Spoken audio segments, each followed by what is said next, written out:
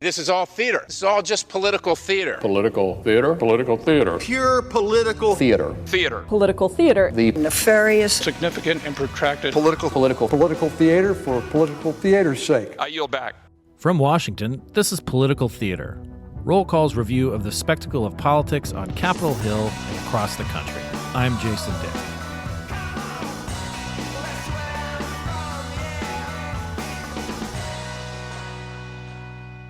Chris Johnson is CQ Roll Call's immigration reporter, and he and I thought it would be a good idea to discuss his beat, especially his beat as it plays out on the silver screen in the current movie One Battle After Another.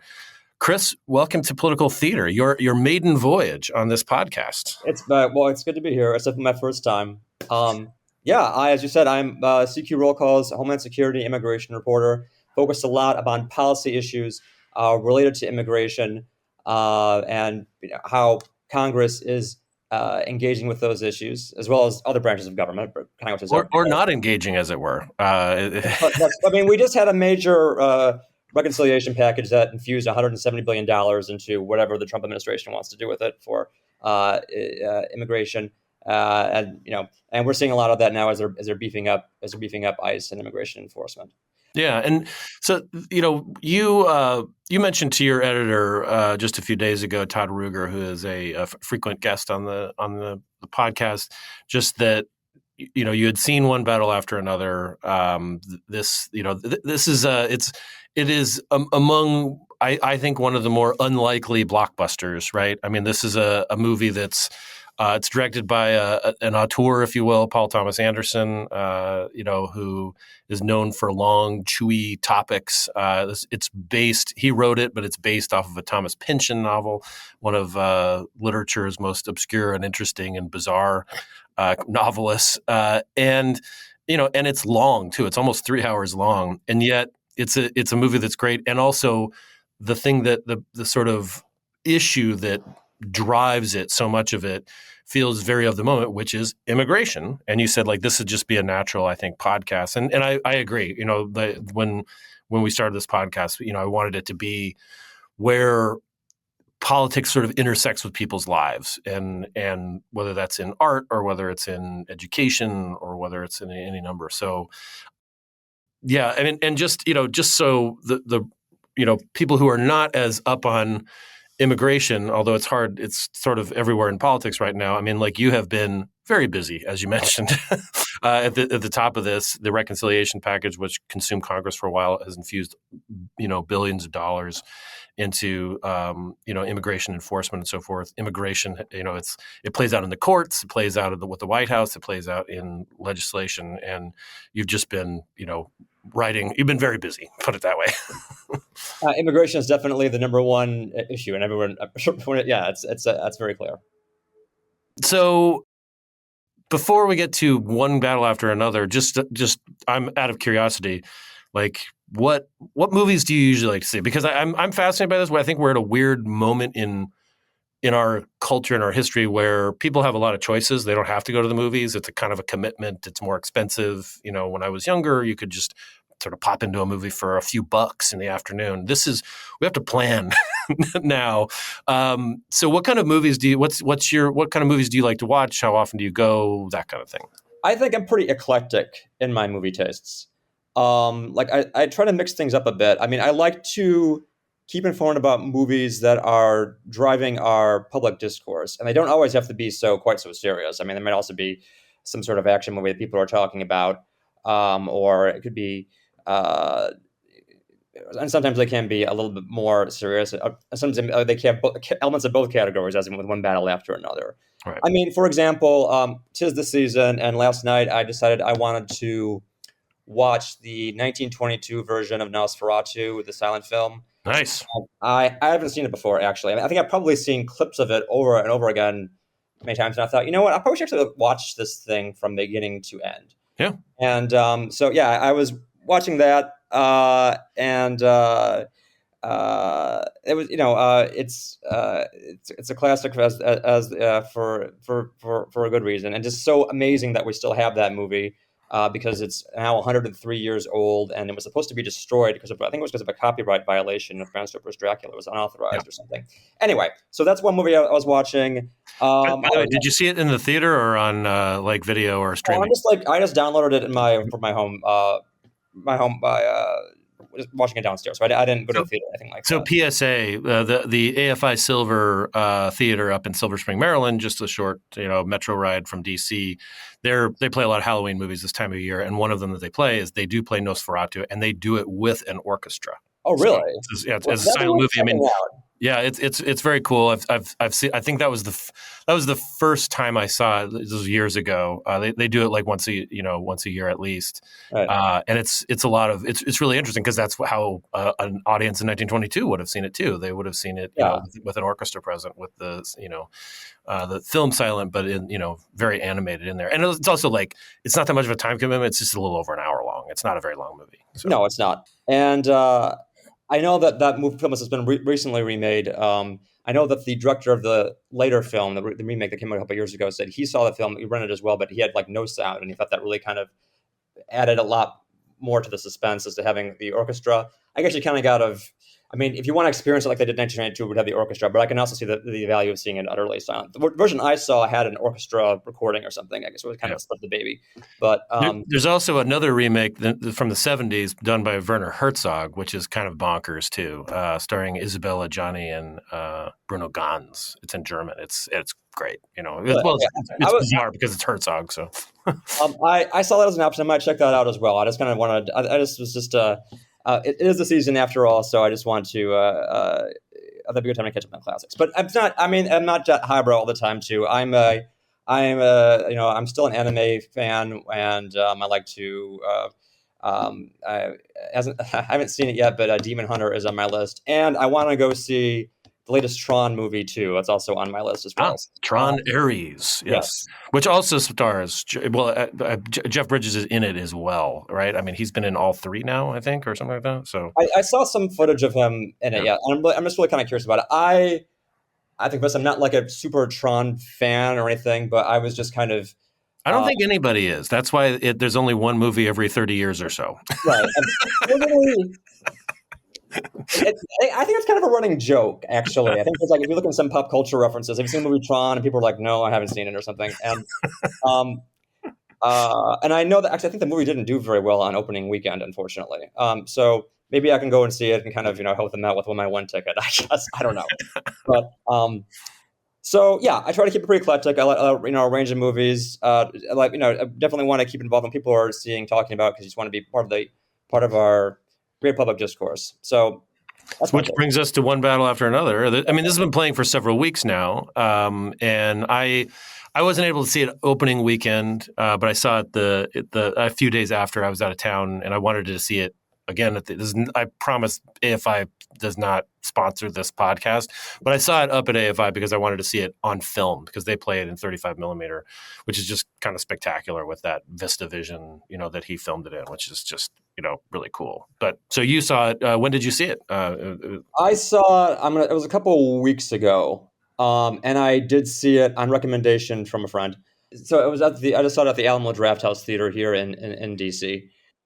The movie was definitely very compelling, effective, entertaining. You mentioned it was a long movie, 2 hours and 50 minutes. I don't feel like it.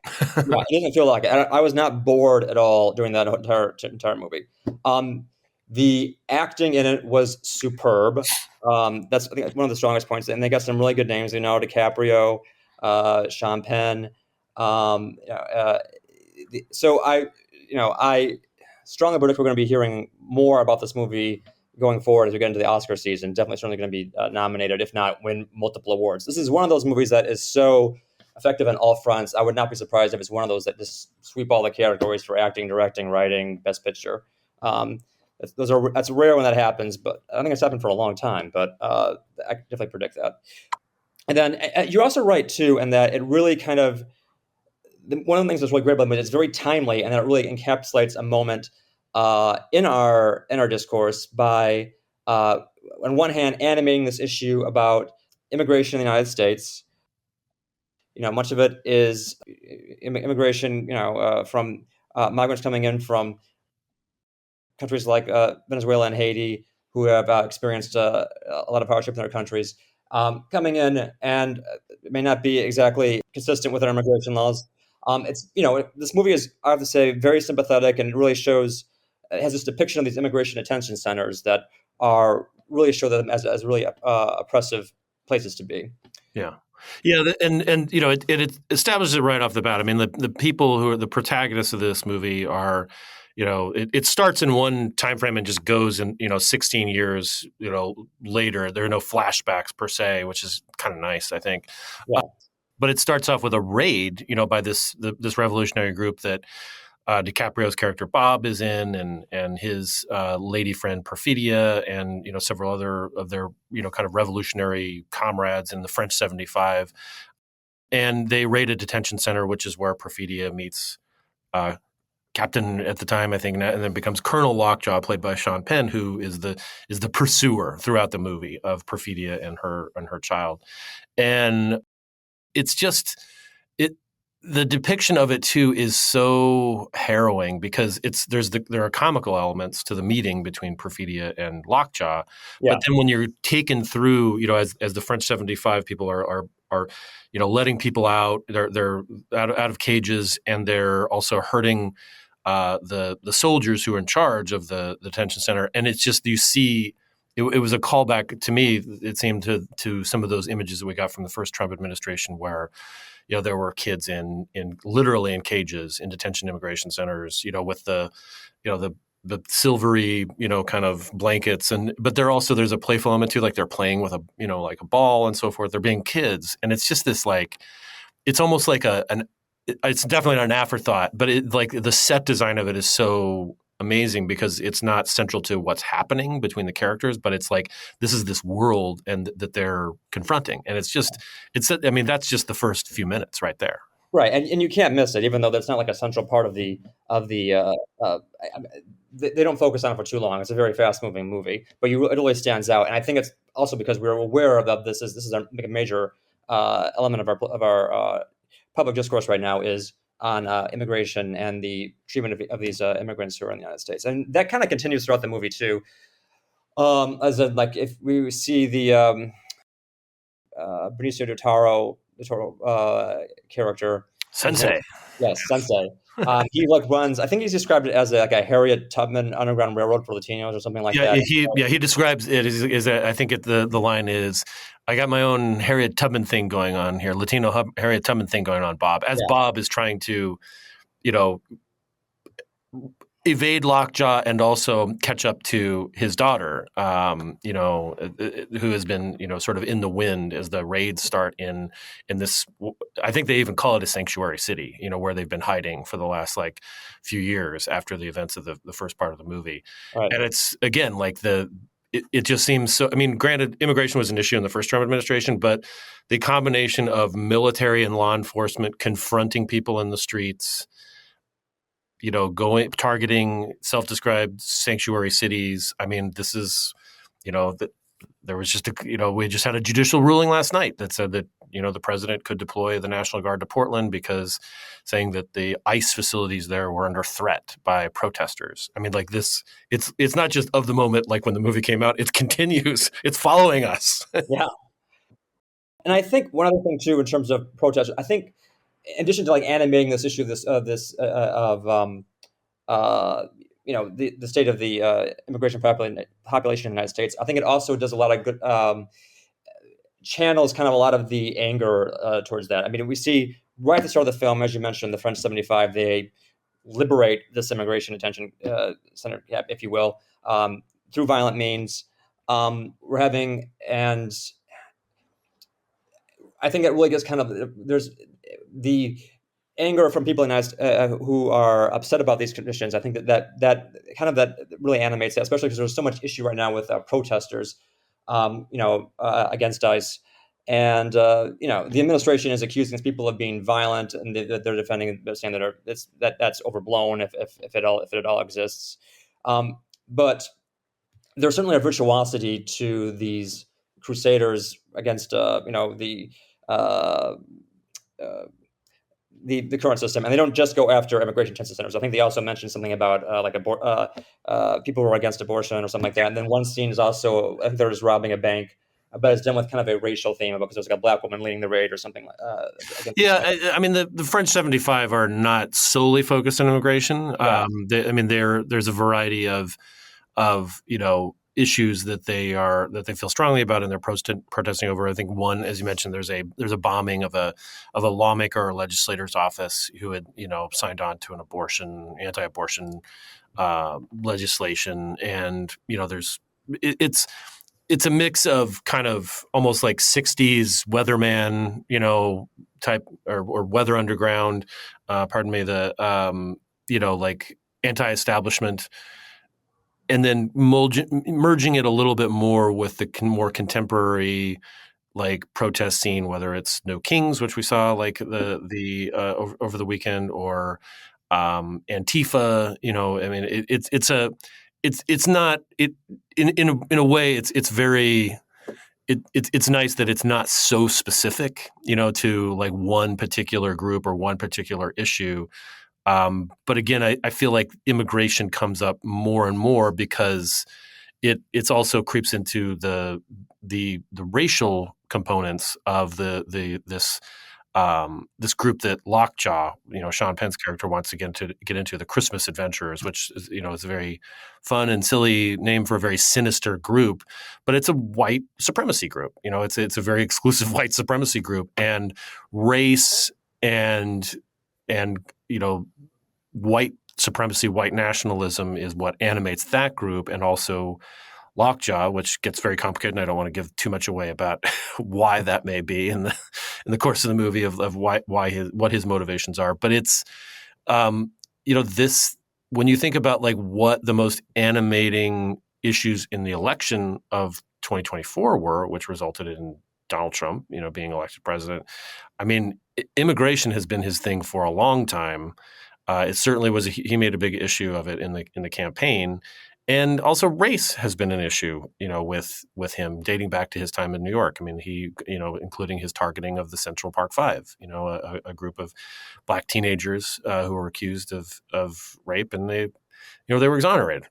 He took out a front page advertisement in the New York Times, saying that they should be punished to the full extent and even beyond capital punishment.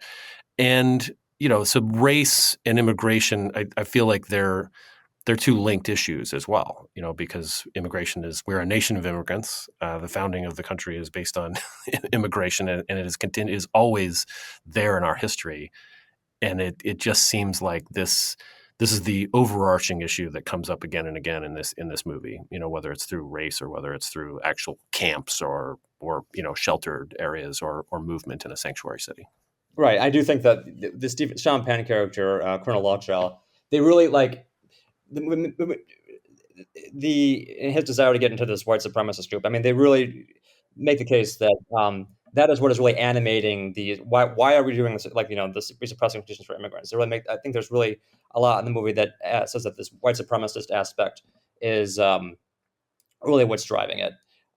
So I think that's kind of another thing that this perception, I think, is another, and there's a lot of public discourse about that as well. I'm just actually writing a story now about this one nominee for the general counsel for DHS, who has just been revealed to have written racist text messages. Seems like a common thing now, unfortunately. And we don't really know what's going to happen with this nominee. And there's already some Republican senators who signaled that they want to pull the plug. So more on that to come. But this idea of race kind of like being the what is really behind the push for stronger immigration controls is something that's really animated in the movie through that Lockjaw character. And it comes up again and again, throughout everything we're covering. The Supreme Court just last week, heard oral arguments over the future, of a congressional map in Louisiana that was drawn. The lower court had said, you needed to provide a second majority black district because, of how many the black population is roughly a third in Louisiana, and there was only one majority black district, and that was challenged, and that's what's up. And there is some chatter that the Supreme Court will not just rule on the merits of that case itself, but possibly the Voting Rights Act, Section 2, which says that race can be an issue in drawing congressional lines. And in 2013, they dispensed with a part of the Voting Rights Act that required pre-clearance for states with a history of racial discrimination. So here it is, race again, just keeps coming up. And I guess maybe one of the questions is like not how, wow, like how timely this is, but how depressingly cyclical it is as an issue. It was just a matter of time before, a brilliant filmmaker, like Paul Thomas Anderson would pick up on it, because it's in our bloodstream, if you will, just constantly in the body politic. Yeah, I mean, it just seems to be and I expect that's going to continue into our discourse in the future, as it pertains to this movie specifically, because we're going to see, like I said, it probably will be nominated for Oscars across the bend, and I just have a prediction that we're going to have more. It'll enter into our political discourse specifically. This is something that I predict that Trump is not going to be able to resist commenting on, because it's just so about his policies that immigration is a signature issue, being tough on immigration, and I think that as this movie gets more visibility with more Oscars, and then even if we have the Oscars ceremony, and then who knows what these winners are going to say when they accept their statues, that Trump is going to be tempted to respond. He has done this before. I think it was with the movie Parasite. So this is going to be something that is going to be we'll be talking about it quite a bit in the future, and I think it'll be energizing both sides. I thought one thing that was a couple of I've seen what some commentators have said on it so far, and I know that one person that really liked the movie was Steven Spielberg. He compared it to Stanley Kubrick's Dr. Strangelove. There's a quote here: "This brings a kind of absurdist comedy taken very seriously because it's so much a reflection of what's happening today, every day throughout this country." So people have already kind of observing about how this is talking about how this is kind of relevant to what's happening today. Then we also have its opponents too. Ben Shapiro, a conservative commentator, he's also somebody who has on the side also engages with movies, and he came out against it, calling it I don't have the quote before me, but I think it was something like left-wing propaganda, or because the French 75, they're acting violently throughout this, and we are like never asked to condemn their violence. So for someone like Ben Shapiro, I can see that would be something that he would find objectionable. Possibly. I mean, I would also just note too that like it didn't work out well for the French 75. I mean, like most of them, like some of the key players, early on are killed, assassinated by Lockjaw and his folks. And then, even though, DiCaprio's character Bob is sort of the, a main focus. I would argue that he's probably not, so much the main character. I would think Chase Infinity, plays his daughter, is the main character in this. The protagonist. But I mean, he's like burned out. I mean, his life it's not terrible because he has like the affection of his daughter and love and so forth. But like the French 75, I mean, even though there's not a condemnation of them writ large. I don't know how you do that in a movie necessarily. Like it shows that there are consequences to their actions, and most of the time it does not work out quite well for them. Right. And one of the characters, the love interest for Leonardo DiCaprio, is seen in the movie as someone who was at one time apprehended by law enforcement, and as part of her move to evade that, she does name names, and then as well, the law enforcement is able to get them. And then that character is like known for the rest of the movie is kind of a persona non grata, as someone who's known as a snitch.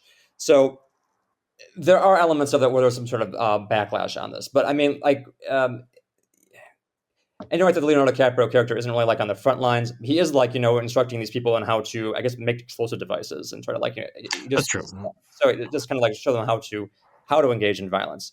But he's overwhelmingly seen as sympathetic throughout the film. Sympathetic but hapless, yes. Like I mean, towards the end, like, but no, it's complicated. It's what I think is amazing about it too is that like DiCaprio is one of the most recognizable people in the world, right? And the fact that he's able to get into inhabit this character, which is not. It's not that there's a typical Leonardo DiCaprio role. I mean, he's got a lot of credits and a lot of amazing performances. But this is when I see this movie, I see Bob. I don't see DiCaprio, which is I think a real accomplishment when you're somebody who has been as famous and as much of a star as he is for as long as he's been. And you're right. He's a sympathetic character, put it that way. But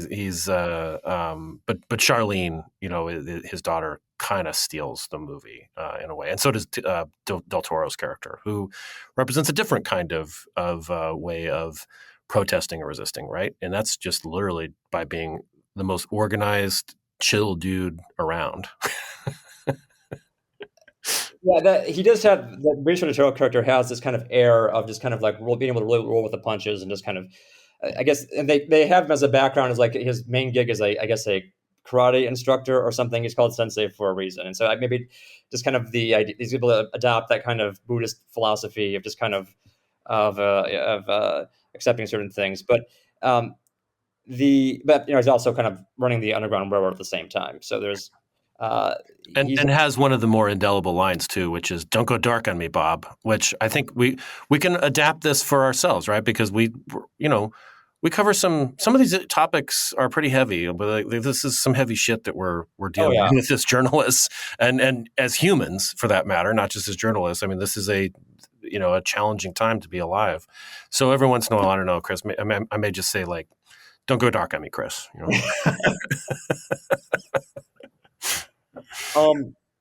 One thing that I think, because you mentioned also like the characters of his daughter, I think it's Charlene is the name of the daughter. Yep. Definitely named she really emerges in the film because like in the first half she doesn't exist yet. She hasn't been born yet, but in the latter half, we really see her be animated.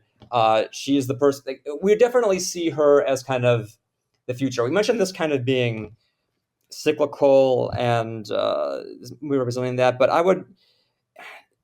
I think when we see her in the film, I think we kind of have this kind of hope for the future because she represents something that's going to be kind of in a society in which these issues are going to be behind us, biracial, but also like at the same time, just seems kind of like really together. I mean, the first time we see her as a young adult, she's doing her katas, like kata, yeah. in the dojo. I used to be able to do that myself, and now I'm embarrassed. I can't remember what the word is. But she was doing, her doing her poses, and then she moves on. And then at the end, she like deals the well, I don't want to give too much away, but I get the movie. But she's definitely somebody who, at the end of the movie, kind of really is part of the resolution, the finale. Right. She has agency in spades, for sure. Yes, at the end of this movie, she has become, more in charge of her destiny than at any point before. And so, and I think also we're looking at her as a kind of seeing a way to the future in which these, some of these awful things that we're having to address, this conflict within ourselves is going to be resolved at some point in the future. Yeah. Well, Chris, thank you so much for talking about this. I mean, I know that it seems like it's hard to sometimes just take a break and see a movie, and I don't want to discourage people with saying that this is an important movie because movies should never feel like homework. But this is great, and I love you're reading the Spielberg quote that this reminds him of Dr. Strangelove, because if I think that this kind of art does endure, just like Strangelove has endured. And I think it's, it will be, it's not, it'll not just be like in 50 years, people will look at this movie and say like, that's kind of what it was like. That's what we can say literally right now. This is what it's like. And it will continue to be. So thank you for talking about this and talking about your beat and what you're covering. Thank you, Jason. You want to stick around for the words of the week? I sure will. I'm very eager to figure out what this is all about. All right. The words of the week, and they don't really have anything to do with the movie. I just I picked one because I just like saying this, which is dilatory tactics. Dilatory tactics are procedural actions intended to delay or prevent action by a House or a committee. They include, among others, offering numerous motions, demanding quorum calls and recorded votes at every opportunity, making numerous points of order and parliamentary inquiries, and speaking as long as the applicable rules permit. In one sense, we are seeing some of this right now in the House. The House has been on an extended I won't say that they're away because House Republican leaders and Democratic leaders have been here the whole time. I think that as we're recording this podcast, Mike Johnson and his leadership team are doing their daily press conference. But the House has not been in session for several weeks amid the government shutdown. But they do have to meet technically. So they do these pro forma sessions. And during these pro forma sessions, Democrats have been demanding to be recognized so that they can either bring up legislation or most recently demand that one of their own, Adelita Grijalva, who was elected in Arizona a few weeks ago, be sworn in. The speaker has said that he will not swear her in until they're back in session. So anyway, a dilatory tactic would be, sort of calling for points of order and so forth. They have not been recognized in that. And I think it's debatable whether what they're doing is dilatory tactics. I think they just want to get somebody sworn in who's been duly elected. Anyway, neither here nor there. Dilatory tactics are our words of the week here at Political Theater. Again, thank you to Chris Johnson for coming on Political Theater and talking about One Battle After Another and his beat. And thank you out there, listeners, for listening. If you're listening on Apple Podcasts, please give us a rating. Tell the world how great we are. Subscribe to our newsletter at rollcall.com, and we'll see you next time.